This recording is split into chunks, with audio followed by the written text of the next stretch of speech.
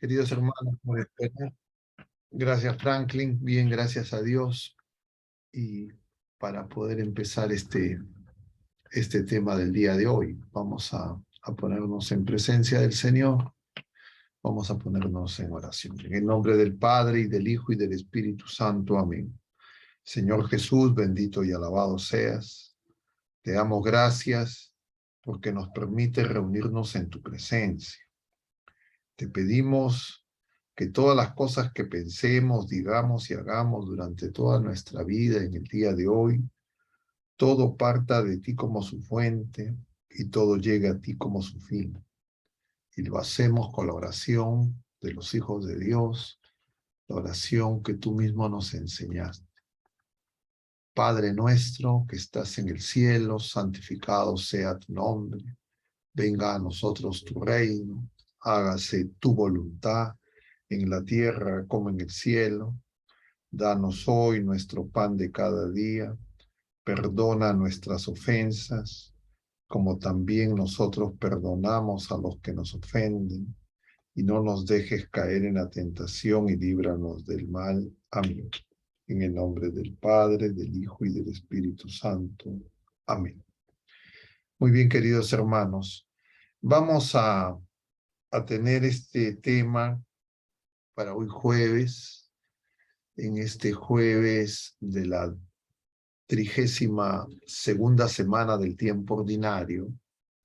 Ya estamos por terminar el año litúrgico. Este domingo será el 33º, el penúltimo domingo del tiempo ordinario, y ya el subsiguiente, el 34º, será el último domingo del tiempo ordinario. Estaremos celebrando la solemnidad de Cristo Rey. Y ya la liturgia, o ya la iglesia, ya el Espíritu Santo a través de la liturgia de la iglesia más precisamente, nos está poniendo en preparación para, para reflexionar sobre el reino de Dios. Y el reino de Dios, como lo veíamos hoy día en el Evangelio, el reino de Dios no viene de manera espectacular. El reino de Dios viene con mucha sencillez. El reino de Dios, Jesucristo, viene manso y humilde. Y nosotros sabemos, hemos contemplado y conocemos de la revelación pública cómo ese reino no fue reconocido por los que lo esperaban. Y justamente es lo que tenemos que nosotros reconocer qué pasó y identificar cuáles son esas dificultades, porque ese es el contenido del combate espiritual. Y de alguna manera en los últimos jueves hemos venido hablando de estas cosas. Y un poco ahora hacemos síntesis para que nos podamos disponer a hacer balance, a poder recibir esta gracia que se nos va a dar, se nos da cada día, y que muchas veces nosotros no logramos apreciar. Voy a leer el Evangelio, capítulo 17, versículos del 20 al 25, que es el Evangelio que hemos contemplado hoy.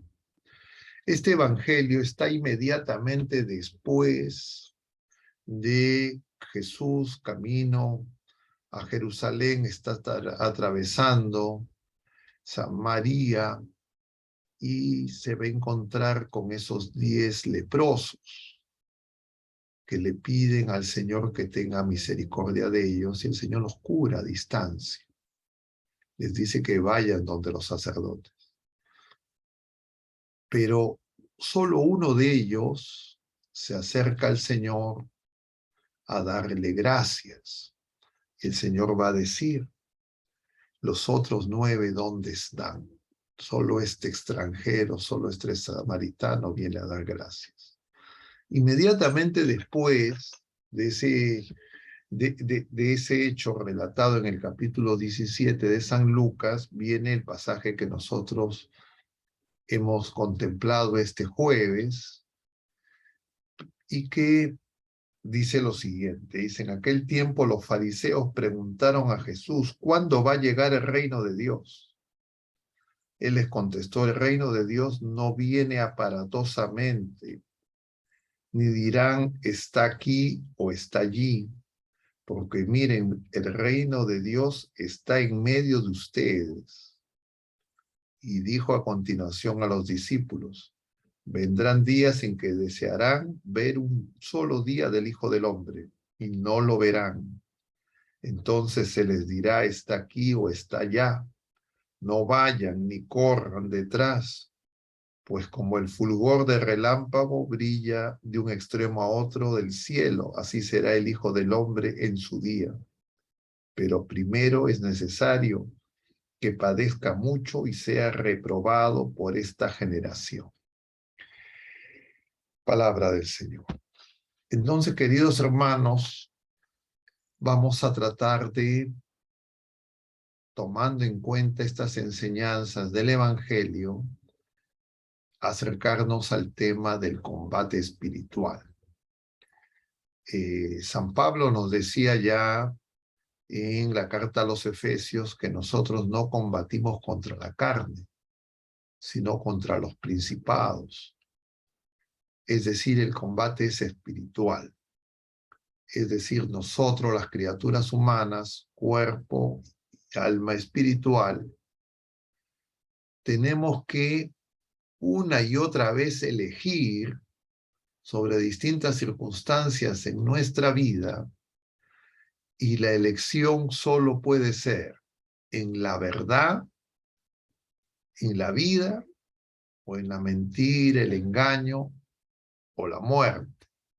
Es decir, en Cristo o en el enemigo de Dios y de los hombres. Pero la mayor parte de las personas no nos damos cuenta de esa realidad. Y muchas veces creemos que es un asunto psicológico, emocional, social, político, económico, afectivo, emocional, distintas formas de explicar lo que acontece en nuestra vida personal, y no nos damos cuenta que estamos librando un combate espiritual. Y entonces, recapitulando temas anteriores, vamos a tratar de hacer algunos comentarios que nos ayuden a reconocer este combate espiritual. Cabe mencionar además que este combate espiritual, primero y antes que nadie, lo ha librado Jesucristo. Y que Jesucristo ya ha vencido, es decir, la cabeza del cuerpo ya venció. Lo que falta es que nosotros, Iglesia Peregrina, participemos de esa victoria y podamos ser parte del cuerpo glorioso de Jesucristo, vencedor de la muerte. Pero nosotros en la Iglesia Peregrina somos iglesia militante, somos iglesia que tiene que librar el combate. Es parte de la purificación que necesitamos. En segundo lugar, conviene acoger la enseñanza de la Iglesia sobre estos temas. Nosotros no estamos enfrentando estas circunstancias, diríamos, debutando, no somos los primeros. A lo largo de la historia, la Iglesia Peregrina, muchas personas antes de nosotros, hermanos nuestros, han enfrentado esta circunstancia, empezando, por supuesto, por los apóstoles, en el mismo Jerusalén, a lo largo de los 3 años en la vida pública de Jesús, pero sobre todo en el momento supremo de la prueba, que fue la Pascua de Jesucristo. Y ellos tuvieron dificultad para darse cuenta, a pesar de que el Señor les mencionaba. Y entonces Esta curación de los leprosos indica el poder de Jesucristo sobre el mal, sobre el pecado, sobre el demonio. Sin embargo, inmediatamente después de este hecho sobrenatural, los fariseos no ven lo que tienen que ver, no se dan cuenta. Y entonces, en lugar de darse cuenta del signo que Jesucristo es el Mesías esperado, como lo habían anunciado las Escrituras, ellos siguen pensando en una idea del reino, una idea del Mesías, que es una idea preconcebida, que no se ajusta ni siquiera a lo que estaba revelado, sino a lo que ellos deseaban. Y nosotros también tenemos esa misma dificultad. En la vida presente, en esta coyuntura, en contemporánea a lo que nosotros enfrentamos, se ve eso en distintos lugares. Entonces, por ejemplo, la fuerza de las dinámicas políticas, de los conflictos geopolíticos, estratégicos, internacionales, económicos, sociales y de distinto tipo, a nosotros nos pueden confundir, nos pueden distraer de lo principal. Y un hecho que se resalta el día de hoy en este pasaje del Evangelio es sobre todo si es que buscamos espectacularidad. Y el Señor viene manso y humilde. Dicho de otra manera, el combate espiritual es un combate para que nosotros descubramos la verdad de Jesucristo con el don del Espíritu Santo y podamos descubrir la verdad de quién somos y no ser sujetos de todo viento de doctrinas, de ideologías, de temores, sino que crezcamos, diríamos de manera directa, en la humildad. Nosotros no vamos a poder enfrentar ese combate espiritual si es que no crecemos en humildad. Porque el que va a vencer en el combate es Jesucristo. Y si nosotros nos apoyamos en nuestras propias fuerzas, en nuestras propias capacidades, en nuestro análisis, no vamos a poder vencer. Nosotros vencemos como cuerpo, como iglesia, en la medida que estamos unidos a la cabeza. Y nosotros también como bautizados, como personas que tenemos cada uno de nosotros como piedras vivas, librar ese combate. Para librar ese combate tenemos que estar unidos a la cabeza. Y también como familia, iglesia doméstica, como comunidades, como iglesia particular, como comunidad parroquial, como cualquier agrupación, diríamos, de fe, nosotros solo podremos vencer si estamos unidos a la cabeza. Y por eso este pasaje, tanto el de la curación de los leprosos y la acción de gracias del samaritano, del extranjero, como esa pregunta de extrañeza y de curiosidad de los fariseos, nos lleva a esa respuesta de Jesucristo, que Él nos dice, no busquen que está por aquí, está por allá, está entre ustedes, está en nosotros. Dicho más escuetamente y concretamente, nosotros tenemos que saber que nos unimos a la cabeza, nos unimos a Jesucristo en los sacramentos de Jesucristo y en su iglesia. Y entonces el combate espiritual pasa porque reconozcamos la grandeza de la obra ya realizada por Jesucristo para que nosotros podamos participar de la victoria. Y esa obra ya realizada en su Pascua se nos comunica a través de sus sacramentos, por antonomasia en la Eucaristía. Y entonces nosotros no vamos a poder librar ese combate si es que nosotros no recurrimos a Jesucristo. Porque podremos tener la tentación de ir a otros lugares, de buscar otras formas. Pero la única manera de que nosotros podamos realmente entrar en esa comunión y participar de la victoria es que nosotros libremos el combate por la humildad. ¿Y por qué eso es así? Porque el enemigo, los ángeles caídos, Lucifer y sus huestes, son lo opuesto a la humildad. Ellos son la expresión de la soberbia de las criaturas. Y todo pecado tiene como raíz la soberbia. Todo pecado son distintas manifestaciones de la soberbia. Con la humildad, nosotros podemos agradar al Señor. Entonces, esa humildad, que es la verdad de que Jesucristo viene a salvarnos, lo primero que nos tiene que hacer reconocer es que no son nuestras fuerzas, nuestras obras, nuestras capacidades, nuestras acciones las que nos salvan, sino es Jesucristo. Y lo que tenemos que hacer es estar unidos a Él.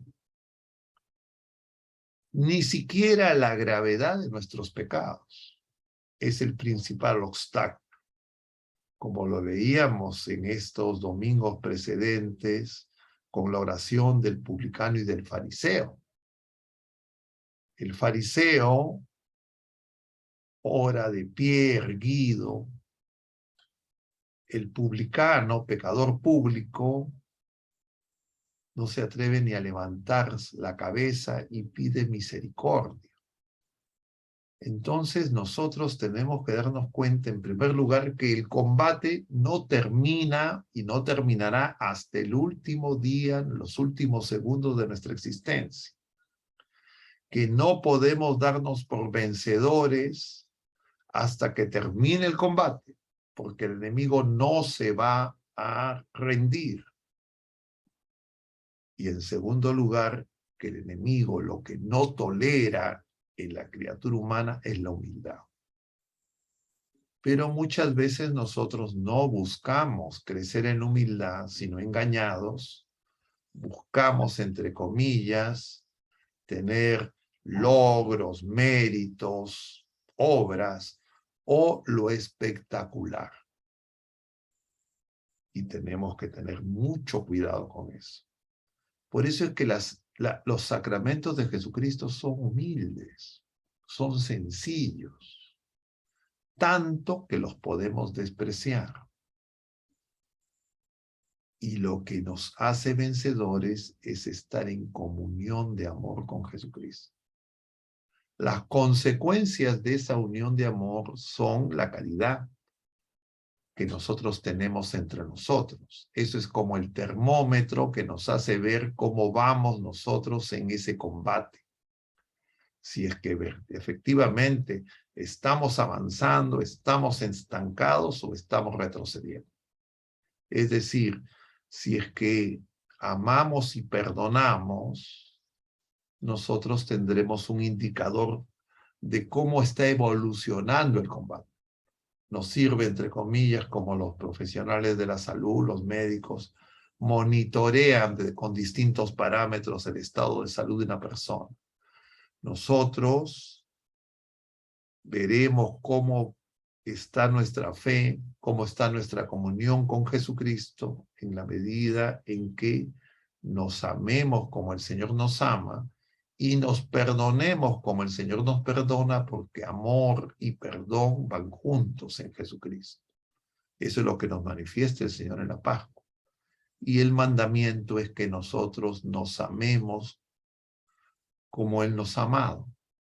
Por eso en el versículo 14, el capítulo 14, versículo 23 de San Juan, que el Señor dice: quien guarda mis mandamientos, mi palabra, mi Padre, yo y mi Padre vendremos y cenaremos con Él. Esa es la Eucaristía. Y entonces a la Eucaristía nosotros vamos a crecer en esa comunión. Y sabemos y tenemos cómo monitorear si estamos avanzando o estamos retrocediendo. Pero esa es obra de Dios. La Eucaristía no es obra humana. La Eucaristía y los sacramentos de Jesucristo no son obra humana. Y nosotros podemos confundir a los ministros humanos con la obra de Dios. Yo les decía en la mañana que celebraba la Eucaristía en la homilía a las personas. El reino de Dios se manifiesta en la iglesia de Jesucristo cuando celebramos los sacramentos. Porque cuando celebramos los sacramentos, incluso los sacerdotes que somos imperfectos, los más pecadores, no se hace nuestra obra, no se hace lo que nosotros deseamos, imaginamos, se hace incluso con nuestra oposición. Si estamos en pecado, se hace la obra de Dios. No, los ministros no se pueden resistir a que Jesucristo realice su obra. Por eso la iglesia desde antiguo le llama a esa circunstancia que los sacramentos son eficaces, en latín se dice ex opere operato, es decir, obra el Señor independientemente del ministro, de la santidad o del estado de pecado del ministro. Y entonces, cuando se celebra el sacramento, el reino de Dios está presente. Porque la voluntad de Dios se está haciendo, incluso por encima del pecado. Es la manifestación de la victoria de Jesucristo en el presente, en el ahora, en el hoy. Pero no olvidemos que además de los clérigos, son ministros también los esposos. Los esposos, los que han recibido el sacramento del matrimonio, son ministros de Jesucristo. Diríamos, es una consagración peculiar para que den manifestación del amor de Dios. Y ahora, justo en la tarde, celebraba el sacramento del matrimonio con dos hermanos nuestros. Y les decía algo parecido a lo que les voy a repetir ahora.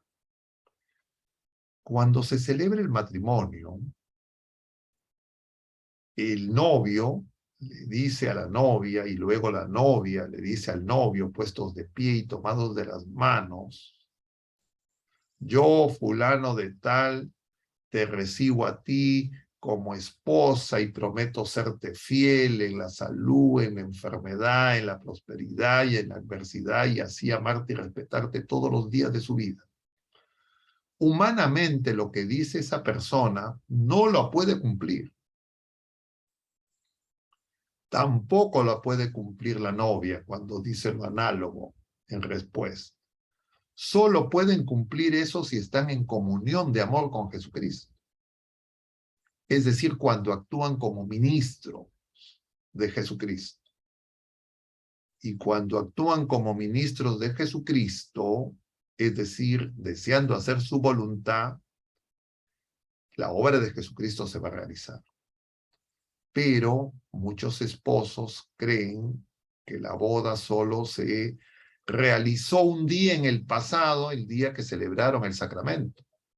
Y el sacramento del matrimonio se celebra todos los días, mañana, tarde y noche, mientras que están vivos en la vida presente. Igual para los clérigos. Los clérigos reciben en el sacramento del orden las potestades para actuar en el nombre de Jesucristo y siguen siendo ministros ordenados, estén donde estén, no solo cuando celebran los sacramentos, por antonomasia la Eucaristía. Y la Eucaristía no termina cuando uno sale del templo y cuando el sacerdote se retira de del altar. Se sigue celebrando. Y entonces el combate espiritual es mantener la comunión en Cristo que empezó el Señor a realizarla en nosotros el día de nuestro bautismo y que se tiene que actualizar día a día. Pero si es que para mí o para cualquier persona no es lo más importante la obra de Dios, sino lo más importante son mis acciones, mis obras, mi trabajo, mi tiempo, mis decisiones. Entonces yo voy a caer en la trampa y en el engaño y no me voy a dar cuenta que en el día a día voy a caer en múltiples infidelidades al Señor, de pensamiento, palabra, obra y omisión. Y entonces el combate se libra viviendo en la presencia del Señor.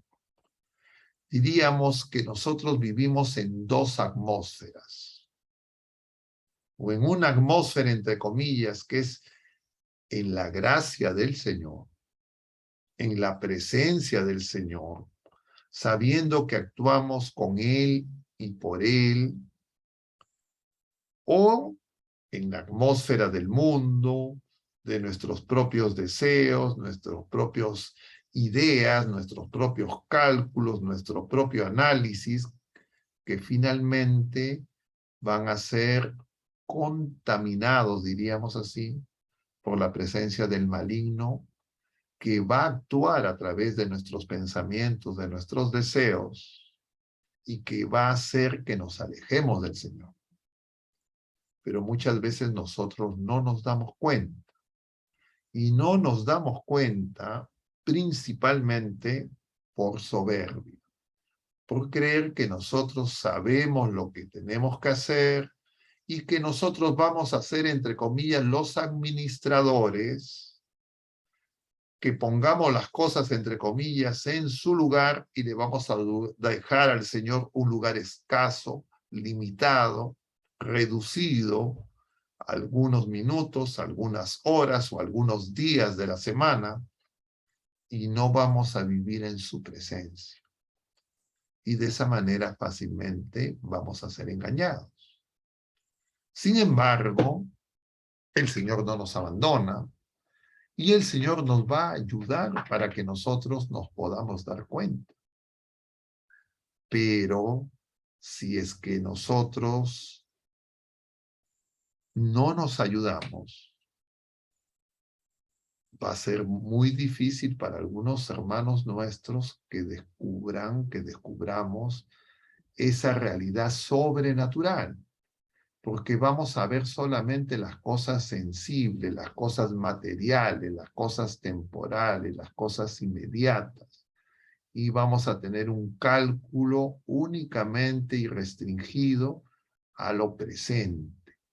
Entonces no vamos a crecer en la esperanza, y sin esperanza, es decir, sin desear la vida gloriosa de los hijos de Dios, llegar a la casa del Padre y participar de la bienaventuranza eterna, nos vamos a cansar, nos vamos a agotar, vamos a pensar que esto demora mucho, nos vamos a impacientar y vamos a creer que nuestras, diríamos, experiencias inmediatas, incluso las experiencias inmediatas, diríamos, de consolación espiritual, son las más importantes. Y eso puede ser una trampa. San Pablo nos advierte de las manifestaciones del enemigo como ángel de luz.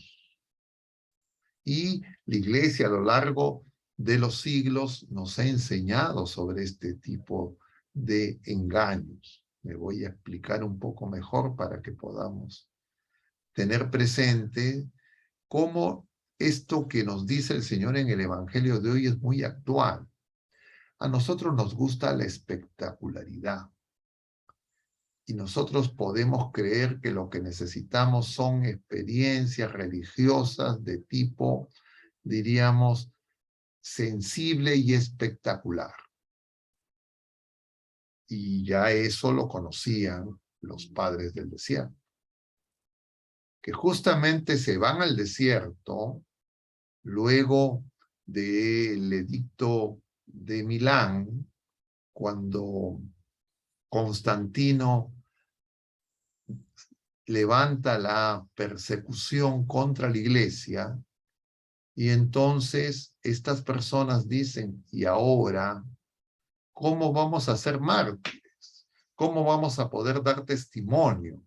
Y se dan cuenta que en las ciudades se va a producir una mundanización.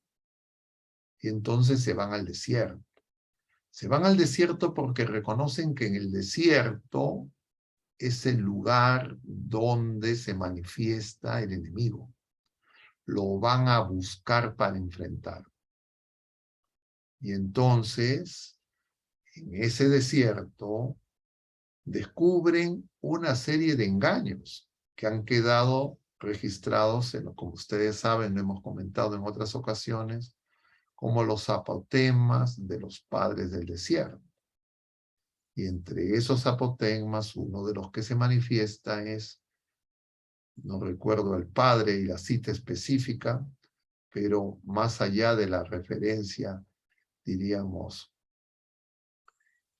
puntual, se trata de un padre del desierto al que se le presenta un ángel. Le dice, yo soy el arcángel San Gabriel. Y entonces este padre del desierto dice, bueno, pero si tú eres el arcángel San Gabriel, ¿qué haces conmigo que soy un pecador? Y se espanta, era el demonio. Porque el arcángel San Gabriel se presenta a nuestra Madre Santísima, Inmaculada. Y claro, si nosotros estamos buscando experiencias, entre comillas, espectaculares, claro, la gente va a querer que se le aparezca un ángel. Va a querer tener experiencias preternaturales. Otro pasaje similar se le aparece el mismo Señor a otro padre del desierto. Y entonces le dice, cierra los ojos. Y le dice, ¿por qué cierra los ojos? Porque yo no te quiero ver en esta vida. Yo te quiero ver cara a cara en la casa del Padre. Y también desaparece. Y claro, estos padres, ¿por qué pudieron responder de esa manera y salir de esos engaños, de esas trampas? Porque claro, otra persona diría, oye, a ver, cuéntame, ¿qué quieres? ¿Qué mensaje? ¿Qué misión tienes? Estos padres pudieron ser protegidos por la humildad, porque ellos se consideraban indignos y sabían que en esta vida hay que librar el combate. No se consideraban, diríamos, vencedores antes de tiempo. Pero claro, eso a nosotros generalmente nos es, diríamos, muy, muy difícil de vivir. Y por eso es que hay muchas personas que andan buscando experiencias sensoriales, visiones y audiciones y locuciones y revelaciones de distinto tipo, sin recordar que la revelación pública ya está terminada. Y entonces a veces buscamos en distintos lugares y el Señor nos advierte de eso, porque puede ser muy peligroso.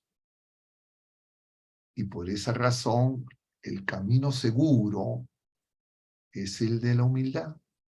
Y por eso el Señor mismo nos dice, aprendan de mí que soy manso y humilde de corazón. Porque junto a la humildad está la mansedumbre. Pero claro, a nosotros nos gusta que, entre comillas, los reconocimientos humanos.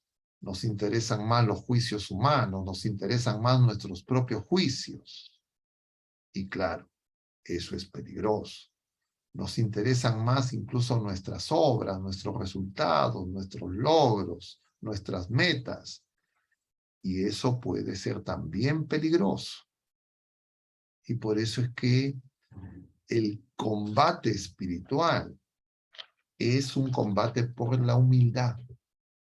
Porque lo que no acepta el demonio es la humildad. Y por eso el ejemplo de la victoria de nuestra madre es justamente por su humildad. Ella es la humilde hija de Sión.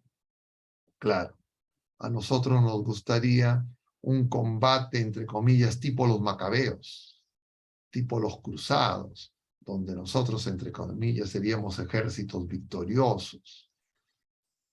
Y eso nos puede confundir. Porque claro, si nosotros conocemos la historia de los macabeos y la historia de las cruzadas, sabemos que fruto de esas gestas sobrevino luego muchos problemas y muchas dificultades. Y entonces nosotros no nos podemos quedar viendo un episodio épico, entre comillas, como si es que eso fuera la victoria, ¿no? La victoria se realiza en cada persona al momento final de nuestra existencia, cuando nos pongamos en presencia del Señor. Mientras tanto, no podemos presuponer victorias. No podemos ni siquiera desear victorias análogas, porque sabemos bien lo que pasó en esos otros episodios y circunstancias. Y entonces el Señor nos lo ha advertido claramente, y por su misericordia también el día de hoy nos lo recuerda. Pero más aún, en el pasaje del Evangelio del domingo, 33º, que contemplaremos este próximo domingo, correspondiente al Evangelio según San Lucas, capítulo 21, igual, están todos en el templo en Jerusalén y están admirando el templo. Y Jesús les dice, de esto no va a quedar piedra sobre piedra. Él ya antes ha purificado el templo, ha expulsado a los mercaderes, ha acotado que Él reconstruirá ese templo en 3 días, está hablando de su Pascua, y claro, no lo entiende. Y entonces Jesús les dice, no va a quedar piedra sobre piedra. Es decir, la lucha es espiritual, no es la seducción del paraíso en la tierra. Pero muchas veces nosotros podemos creer, seducidos por diríamos, por las disputas temporales, pasajeras, creer que los mayores esfuerzos se tienen que llevar adelante para alcanzar, entre comillas, logros temporales. Y eso puede ser una gran trampa. Y por eso es que se necesita mucha vigilancia. Porque la victoria al final de los tiempos será del Señor, será de la cabeza, no del cuerpo, porque el cuerpo, la iglesia, va a tener que pasar por la misma prueba que pasó por la cabeza. La iglesia va a tener que tener una pasión. La iglesia va a tener que ser también despreciada, juzgada. Y entonces, si nosotros queremos un mesianismo distinto, fácilmente podemos caer en los engaños. Y claro, por eso es que nosotros tenemos que purificar nuestros deseos. Nuestros deseos tienen que ser purificados. Y son purificados cuando deseamos la casa del Padre. Deseamos la victoria en la patria celestial. Y sabemos que todas las dificultades que enfrentemos en la vida presente son pruebas que nos van a probar justamente esa humildad, esa mansedumbre, esa fe y esa caridad. Pero sin esperanza, todo eso se derrumba. Y por eso es que el combate espiritual necesita de la humildad, porque sin la humildad no hay verdadera fe, porque lo que daña la fe es la soberbia, mis propias interpretaciones, mis propios análisis, lo que yo voy a creer que es lo mejor. Y eso le pasó a los fariseos. Eso, la falta de esperanza, es lo que le pasó a los saduceos. Y esos autoanálisis o esas propias prácticas son las que proponían los escribas a los fariseos. Y entonces ellos se sentían seguros, autosuficientes. Y por eso es que nosotros tenemos que darnos cuenta que ese combate se libra día a día. Pero otro, aparte del tema de la humildad, otro de los peligros es que nosotros queremos cambiar de situación. Nosotros queremos producir, entre comillas, cambios. No nos gusta el estado de cosas, no nos gusta los dones recibidos, no nos gusta la situación donde las encontramos y queremos cambiar. Y el Señor sabe dónde nos pone, por qué nos pone y qué es lo que necesitamos en ese lugar. Pero cuando uno vive inquieto, pensando que nosotros sabemos mejor, y entonces nos vamos a rebelar contra la voluntad de Dios y vamos a ser muy fácilmente tentados y engañados por el enemigo. Y claro, esas circunstancias han ocurrido muchas veces y siguen ocurriendo en las personas en sus distintos estados de vida. Por eso mucha gente deja el ministerio sacerdotal, por eso mucha gente aspira a otras comunidades, otras realidades. Y siempre, y ese es el engaño, que son cosas que a nosotros se nos van a ocurrir, incluso en el caso de las mortificaciones. Las mortificaciones más eficaces no son las que nosotros nos elegimos, sino las que se producen en las circunstancias concretas en las que vivimos. Y son las que prueban en realidad nuestra obediencia a la voluntad de Dios. Porque las otras cosas a veces, incluso esas, dirías, mortificaciones cuasi heroicas, nos pueden llevar a crecer en el orgullo, en soberbia, en vanidad. Y en relación a eso, también es muy importante en el combate el silencio. Que lo hemos tocado cuando hemos hablado de los ruidos y ese afán de querer buscar la opinión de los demás, que los demás de alguna manera validen mis impresiones. Entonces uno tiene el deseo de comentar por aquí, por allá lo que está experimentando. Y claro, eso puede ser una búsqueda, entre comillas, de justificación humana y no en el Señor.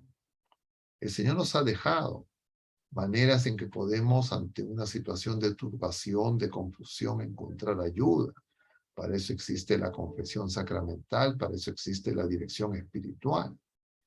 Pero cuando nosotros, en los espacios, entre comillas, públicos, y más ahora con las redes sociales, entramos en discusiones, en polémicas, lo que estamos buscando son vanas glorias, consensos humanos. Y claro, eso no necesariamente es la voluntad de Dios. Así sean mayoritarios, así sean, entre comillas, los que parecen más razonables. Y por eso es que tenemos que estar vigilando.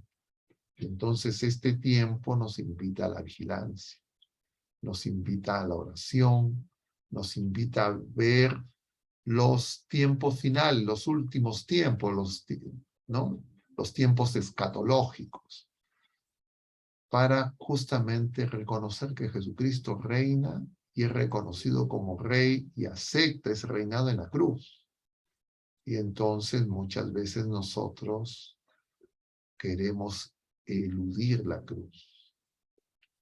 Y la cruz no es derrota, la cruz es victoria. Y por eso es que necesitamos de la oración unos por otros y en Cristo pedir la luz del Espíritu Santo para que podamos enfrentar múltiples circunstancias que se pueden presentar. Sobre este tema se pueden decir pues muchísimas cosas, pero en tanto y en cuanto el tiempo es limitado, yo preferiría detenerme en este momento para escuchar sus comentarios, preguntas y tener un espacio de intercambio. Les agradezco por su paciencia y en todo caso, si hubieran comentarios o preguntas, podemos pasar a un momento de intercambio, de diálogo. Muchas gracias, hermano. Gracias, padre. Bueno, les invitamos a los participantes si tienen alguna consulta, colocarla por el chat. Tenemos una en particular que nos está llegando, que dice, padre, ¿hay actividades o ejercicios para lograr ser humildes? La humildad no es algo que nosotros conseguimos. La humildad es consecuencia de la purificación de nuestra fe. ¿Ya? En la medida en que nosotros hacemos el trabajo de creerle al Señor, de escucharlo y obedecerlo, entonces nosotros poco a poco vamos a ser movidos en distintas circunstancias donde el Señor nos va a dar la oportunidad de que reconozcamos que no somos humildes y que necesitamos esa virtud. Y la humildad, uno crece en la humildad con la humillación. Y la primera humillación, que es una humillación dulce, es humillarnos ante el Señor. Es decir, reconocernos pecadores, reconocernos indignos de su misericordia y darle gracias. Entonces, reconocer nuestra condición de pecadores redimidos y necesitados de su misericordia es un ejercicio de humildad. Pero también en las circunstancias humanas, nosotros vamos a encontrar a personas que de repente nos producen impaciencia, nos generan ciertas incomodidades. Podemos ser de repente personas que identificamos sus imperfecciones, sus defectos, de repente hasta sus miserias. Y una manera de crecer en humildad es, en lugar de juzgarlos y despreciarlos, si es posible hacer la corrección fraterna, hacerla con caridad, y si no, hacer oración por esas personas y con paciencia sobrellevar esas relaciones. Ya en otra ocasión les comentaba uno de lo que refería, ¿no? Refiere Santa Teresita del Niño Jesús, que en su vida en el convento, donde había una de las religiosas que, dice Santa Teresita, que le caía muy pues antipática. Entonces bastaba que ella la vea y entonces esta persona le generaba una serie de reacciones emocionales, distintas pasiones, diríamos, de rechazo. Y entonces ella se da cuenta. Y evidentemente esta hermana tenía defectos, tenía problemas. Y entonces ella ofrece al Señor tratar a esta persona con paciencia. Y entonces cada vez que le encontraba, le expresaba diríamos, la mejor sonrisa que tenía. Al punto que al cabo de un tiempo esta hermana le llega a decir, y esto lo refiere Santa Teresita, le dice, y hermana, ¿y por qué usted se alegra tanto cuando me ve? Porque esta persona creía que al contrario, yo había llegado a creer que y no se daba cuenta de la lucha interior, del combate espiritual que estaba librando Santa Teresita. Pero Santa Teresita oraba por esa persona. Y entonces, nosotros generalmente, la cultura contemporánea, la, incluso la psicología nos dice, ¿no?, que esas personas hay tóxicas, hay que alejarse, no hay que ir ni a misa, ¿no? Hay un dicho de mi época que se decía, pero no es así. El Señor quiere que al contrario, son oportunidades en las que nosotros podemos vencernos a nosotros mismos, poner en práctica la humildad y la caridad. Y esa humildad en este caso lo que significa es, el Señor sabe. Y si es que esa persona ha sido puesta en nuestro camino, es porque esa persona es una medicina, a veces una medicina amarga, necesaria para crecer en humildad. ¿Cuántas veces nosotros en el trabajo, entre las amistades, en las reuniones grupales, sociales, uno desearía que alguna persona no esté? Porque incluso puede darse el caso que efectivamente tienen imperfecciones, tienen pecados, puede ser que incluso actúen en nuestra contra. Y justamente esa es una oportunidad de crecer en humildad y en mansedumbre, porque mansedumbre y humildad van juntos, porque ambos son virtudes necesarias para crecer como hijos de Dios. Son un don del Espíritu Santo, estas virtudes, que son parte del don de piedad. Pero nosotros podemos hacer el trabajo para que ese don del Espíritu Santo, que ya le hemos recibido, se pueda desplegar, se pueda manifestar. Pero para eso nosotros tenemos que saber que lo necesitamos, que lo hemos recibido, pero que muchas veces nos oponemos y no lo queremos usar. Es como cuando alguien, de repente, no sé si ustedes habrán tenido alguna experiencia de ese tipo, no les gusta, pues no sé, algún tipo de vestimenta, y entonces, claro, el Señor sabe lo que nos pone, sabe lo que necesitamos. Tenemos el ejemplo también de David, ¿no? Está en guerra con su hijo Absalón, está dejando la ciudad de Jerusalén, bajando por el torrente del Cedrón, y le está uno de los, diríamos, fieles a Saúl, lo empieza a insultar, le empieza a tirar tierra, piedras. Los generales de David le dicen, ¿quieres que hagamos callar a esa persona? Y David le dice, no, porque de repente el Señor lo ha mandado y necesito yo esa corrección, esa medicina. Entonces, claro, el mundo nos dice lo contrario, y nosotros estamos en el mundo, pero no somos del mundo. Y nosotros lo que necesitamos es saber que solo el Señor es nuestro juez. Entonces las opiniones de los demás, las opiniones de nosotros mismos, nuestros propios juicios, no se pueden, diríamos, anteponer al único juicio que es válido, que es el juicio del Señor. Y claro, eso siempre requiere vigilancia, es un combate, porque el enemigo va a buscar que seducirnos de esa manera.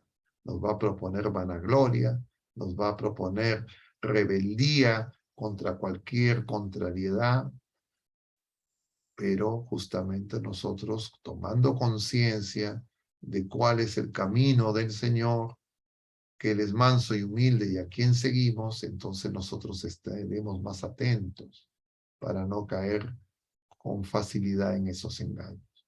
Y si cayéramos, acudimos a la confesión sacramental y empezamos de nuevo.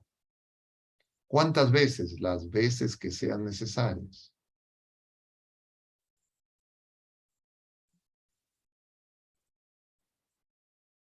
Gracias, padre. Tenemos otra pregunta de su amigo Francisco Ojeda.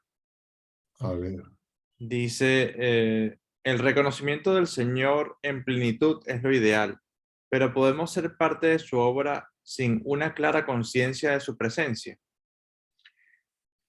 Nosotros en la fe sabemos que el Señor está presente en nosotros los bautizados.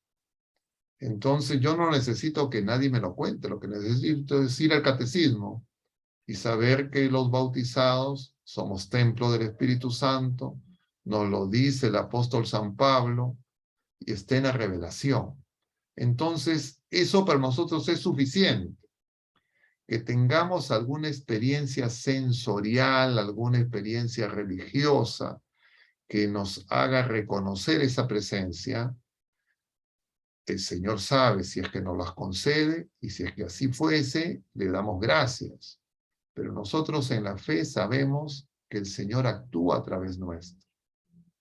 Que Él está, el reino de Dios dice, por eso está cerca y está entre nosotros y está en nosotros.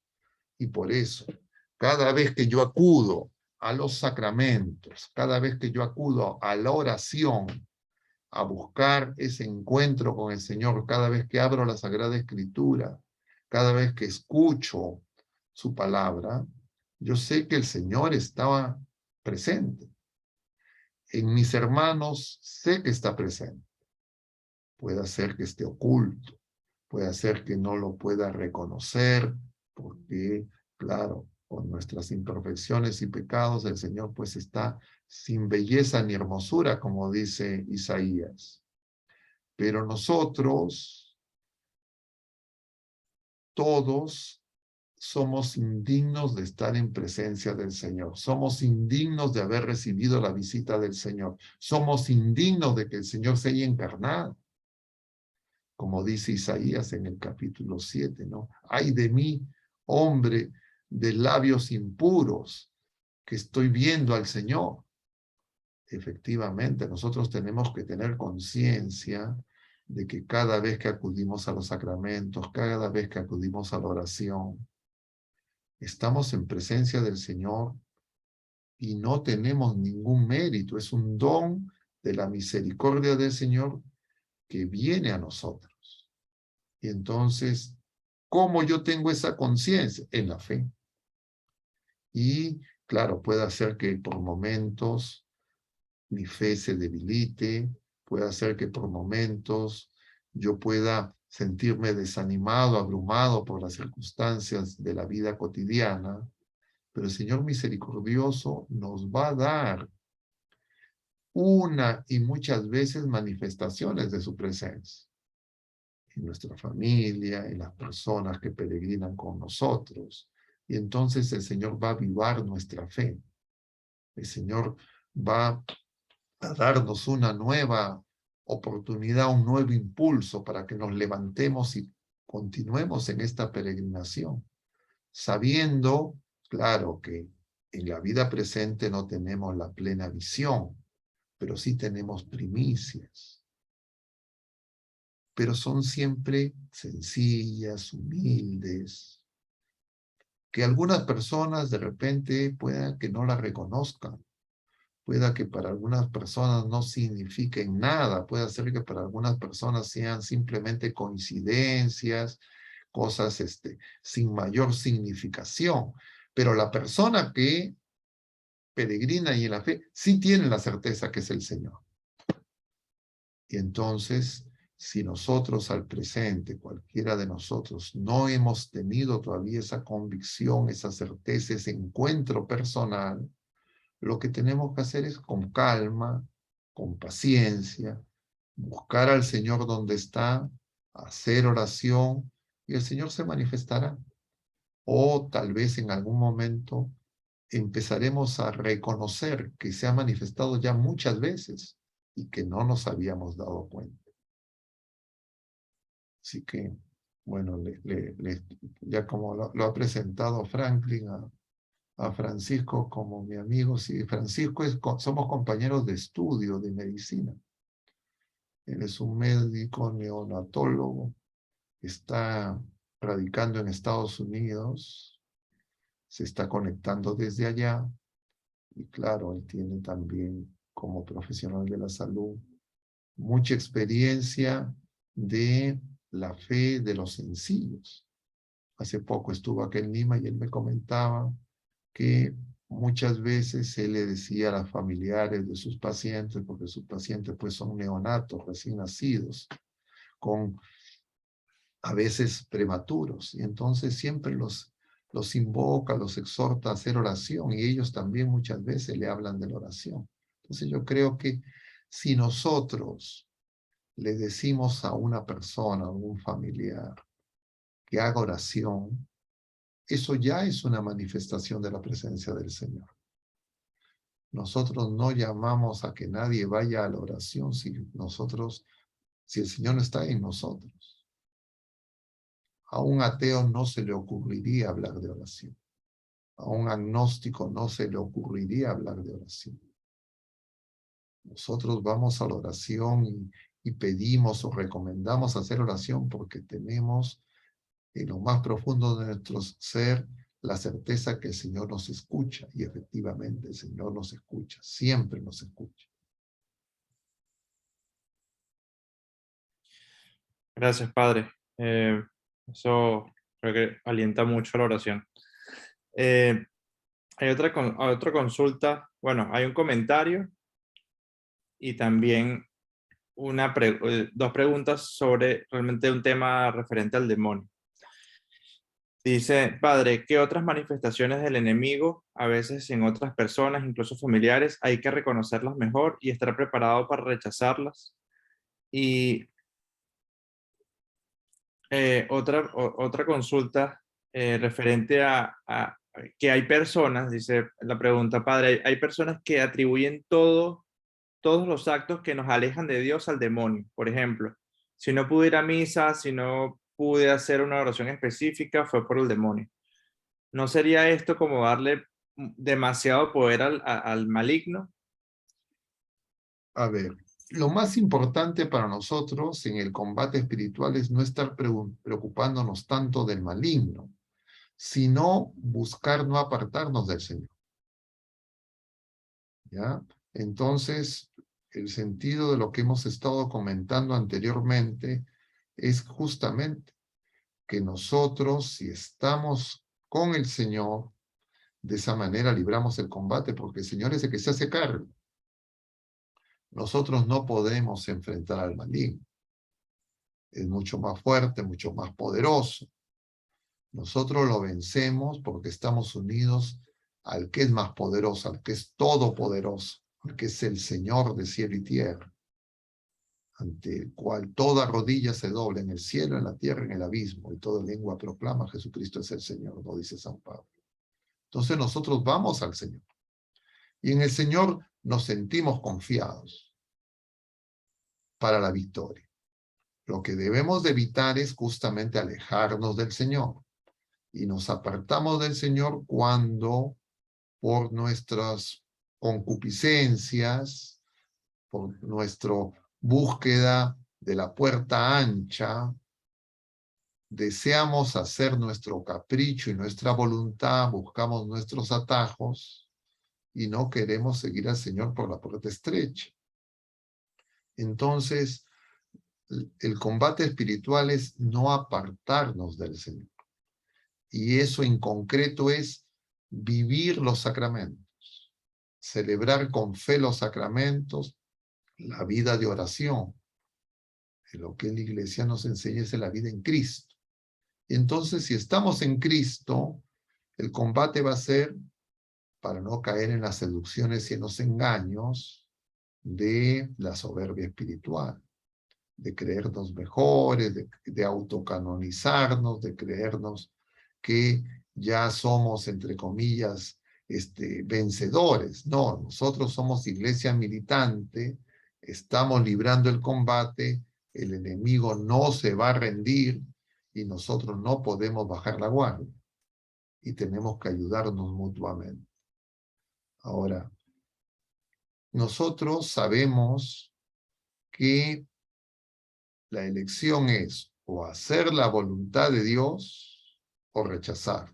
Lo que veíamos en el jueves de las dos ciudades se construyen sobre dos amores. ¿El amor a Dios sobre todas las cosas hasta la negación de nosotros mismos o el amor a nosotros mismos hasta la negación de Dios? Si nosotros no amamos a Dios sobre todas las cosas, vamos a caer en manos del enemigo.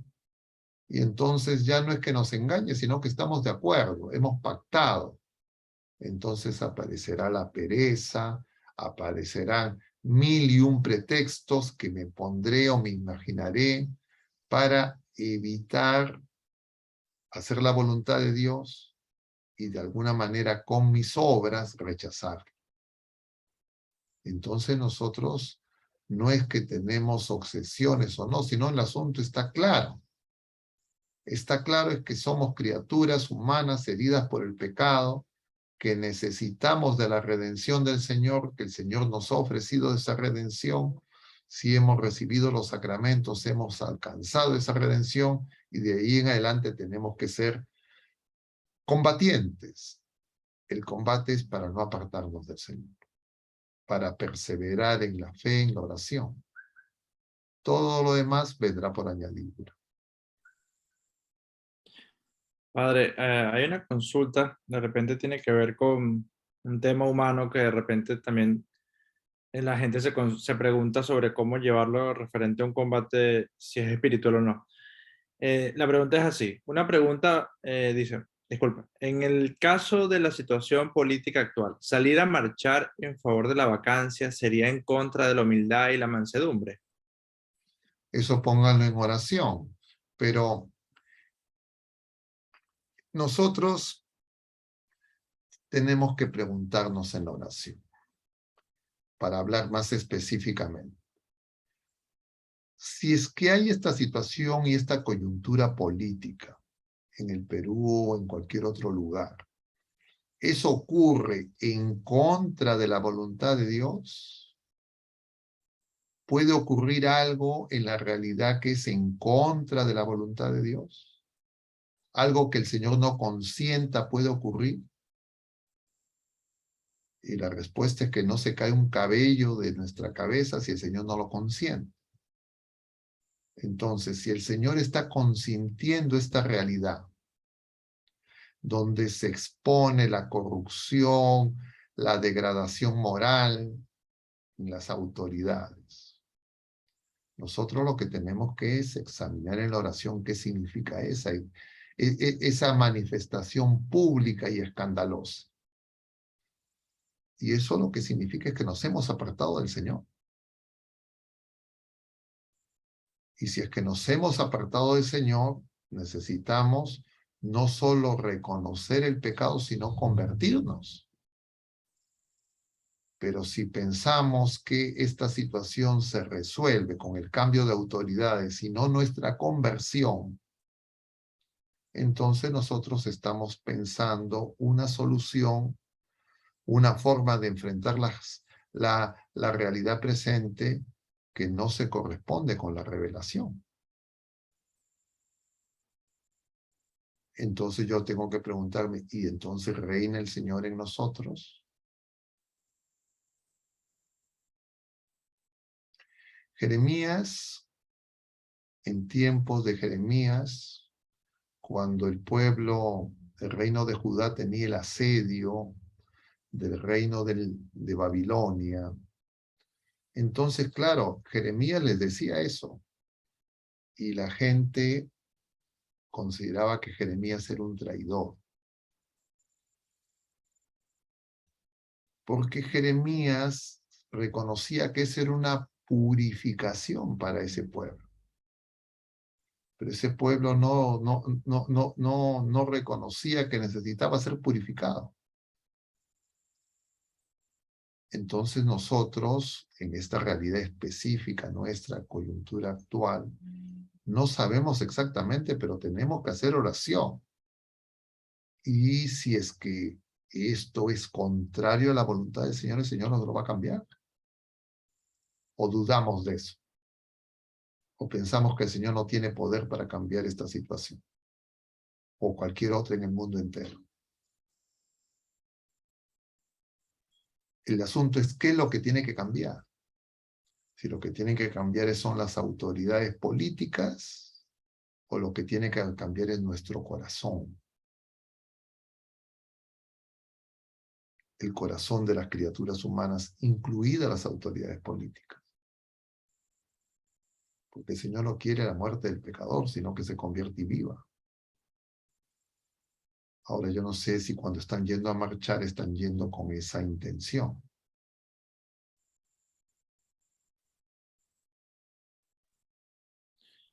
Gracias, padre. Hay otra pregunta de un amigo suyo también llamado Raúl Yepes. Raúl Dice, Yepes. ¿te suena? Sí, conocido amigo, sí, claro. Conocido. Dice, padre, la mayor mortificación en la que pensemos y hagamos no necesariamente va a ser grata a Dios. Diríamos, el Señor lo que quiere es que nosotros hagamos su voluntad. ¿Ya? Las mortificaciones en general que nosotros mismos nos autoproponemos, así sean, diríamos, heroicas, necesitan de dirección espiritual. ¿Ya? Entonces, eso de que a mí se me ocurre hacer mortificaciones sin dirección espiritual es muy riesgoso, peligroso. Porque puede ocurrir el caso de que una persona quiere hacer mortificaciones, pero no quiere perdonar, no quiere amar como el Señor nos ama, y lo que quiere con sus mortificaciones es conseguir, entre comillas, que el Señor haga algo que le está pidiendo. Entonces, claro, con el Señor nosotros no negociamos, Él es el Señor. Entonces, caso por caso, eso hay que examinarlo en la dirección espiritual. Pero ahora es muy común en algunos grupos, en algunas comunidades, que de repente se ponen de acuerdo y decir, vamos a hacer ayuno, vamos a hacer esto otro. Y entonces a veces las personas que toman esas decisiones, entre comillas, colectivas, no tienen, diríamos, la preparación espiritual y pueden ser contraproducentes. Entonces, algunas personas cuando he comentado esto me decían, pero la Virgen le dijo a los niños de Fátima que sí, efectivamente, pues, pero esos niños eran santos. ¿Ya? Entonces, lo que nosotros tenemos que darnos cuenta es cómo está nuestra vida espiritual. Si estamos en pecado habitual, y los pecados más comunes son justamente los pensamientos, las palabras, los juicios temerarios, el desprecio de las personas. Entonces, claro, dice, no, es que yo quiero hacer mortificación, que quiero hacer mortificación para que el Señor obre en mí y en mí se haga su voluntad, o porque yo quiero que el Señor haga algo que yo le estoy pidiendo. Entonces, no es así, diríamos, tan tan elemental hablar de la mortificación así por la mortificación. Nosotros necesitamos, todos nosotros, conversión. Todos nosotros necesitamos acercarnos más al Señor y ser más fieles, más obedientes. Y por eso a veces una mortificación es con paciencia aceptar las circunstancias en las que estamos. Claro, eso supone que yo tengo fe y creo que el Señor reina.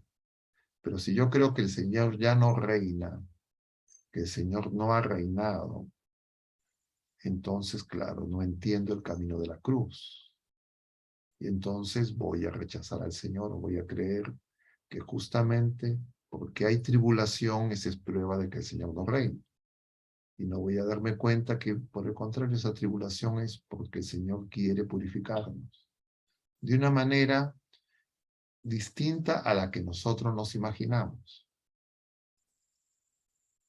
Es como, volviendo al ejemplo de lo biomédico, es como que un paciente le quiera decir al médico cuáles son los medicamentos, cuál es el tratamiento que tiene que seguir, qué dieta y qué tipo de actividad necesita. ¿No sería mejor que el médico nos diga eso? ¿No sería mejor que el Señor nos diga eso?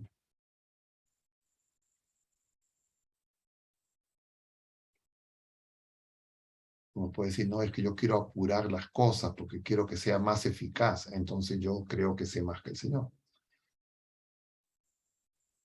Por eso el tema de la humildad es tan importante. Porque a veces a través de estas prácticas se esconde nuestra soberbia.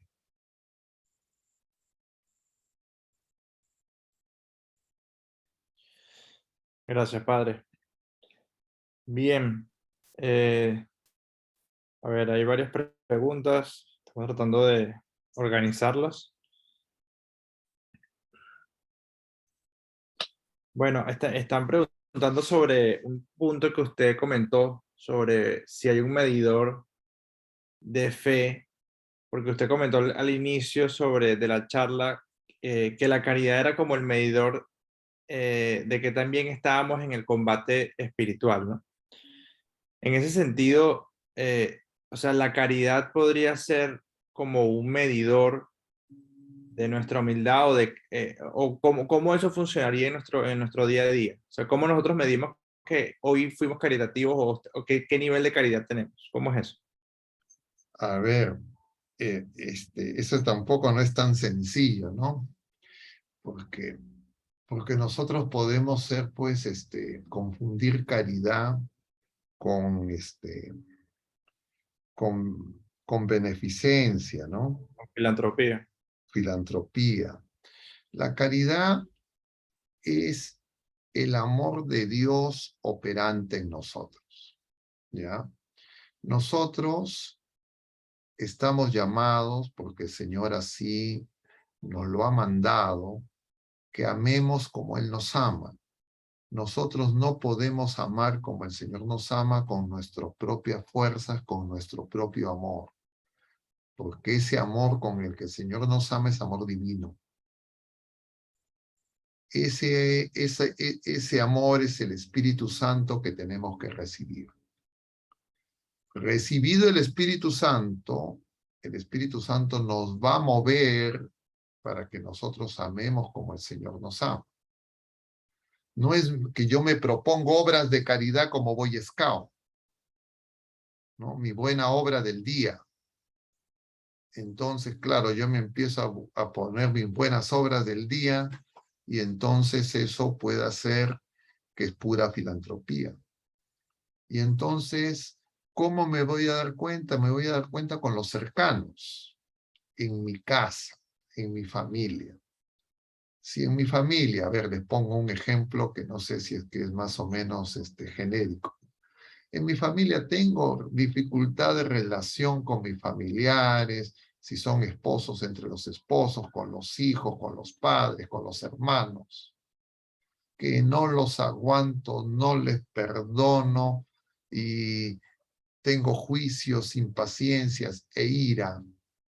Y entonces yo digo, yo soy de fe, me voy en la mañanita a la misa y me encuentro en la calle y reparto cosas, etcétera.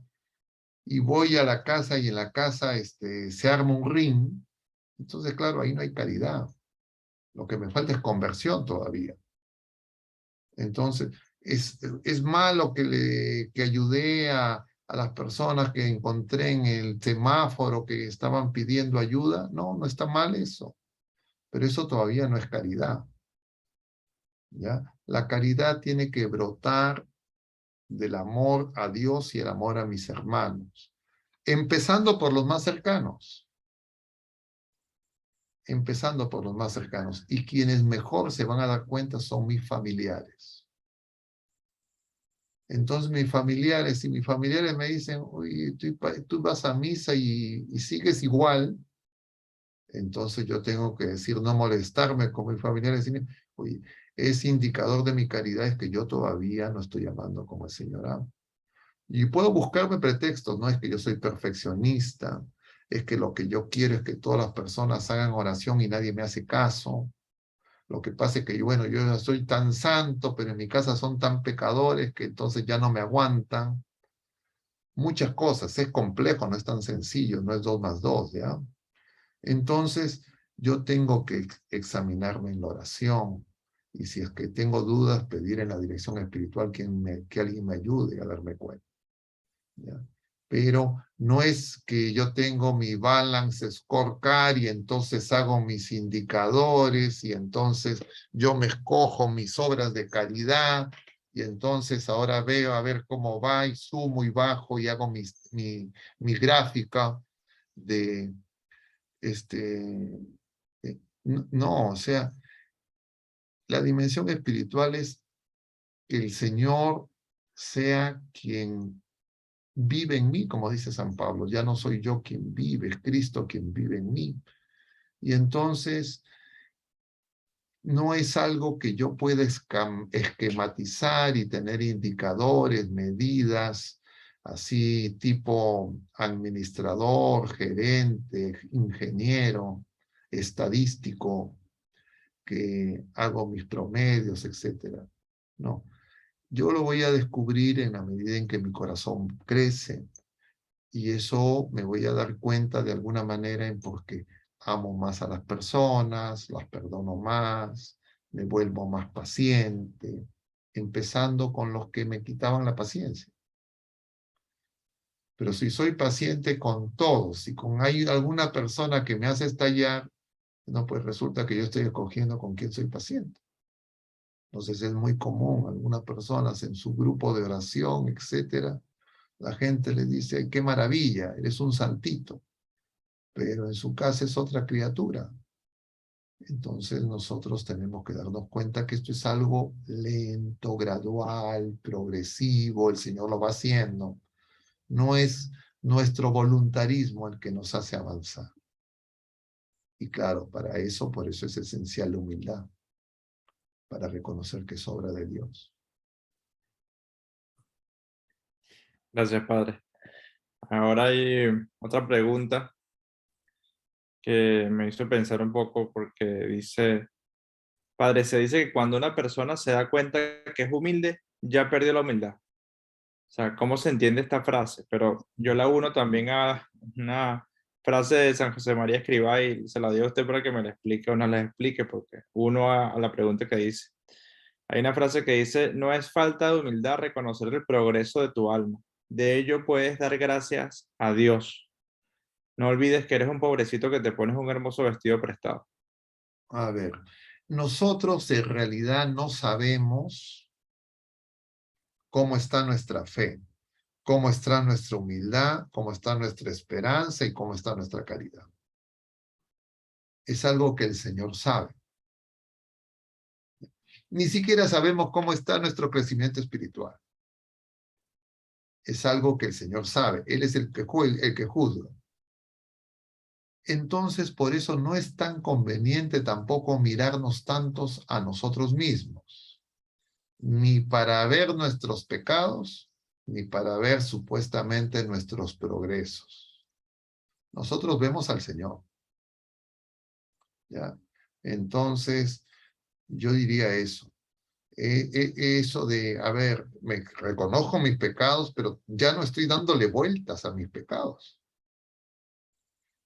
Puedo dar gracias al Señor porque de repente tomo conciencia de que alguna obra que he hecho es algo que viene de Dios, pero tampoco le estoy dando vueltas a esas obras de caridad, si es que hubo alguna obra de caridad. No me detengo en eso, porque es peligroso. Peor aún si la quiero contar a todo el mundo. Entonces quiere decir que eso, pues definitivamente ya está contaminado por el maligno.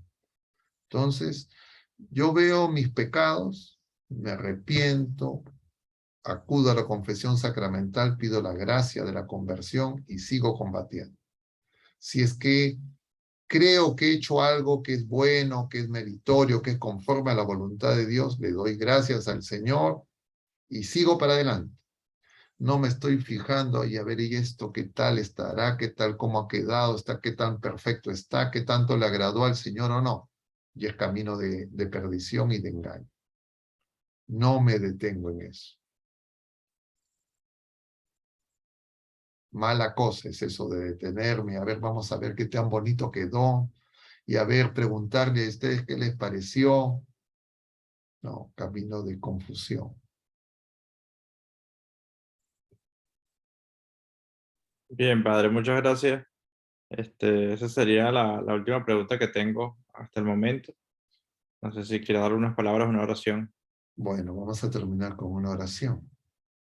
Dios te salve María, llena eres de gracia, el Señor es contigo. Bendita eres entre todas las mujeres y bendito es el fruto de tu vientre Jesús. Santa María, Madre de Dios, ruega por nosotros pecadores, ahora y en la hora de nuestra muerte. Amén. El Señor esté con ustedes y la bendición de Dios Todopoderoso, Padre, Hijo y Espíritu Santo, descienda sobre todos ustedes y permanezca para siempre. Glorifiquen al Señor con sus vidas, hermanos.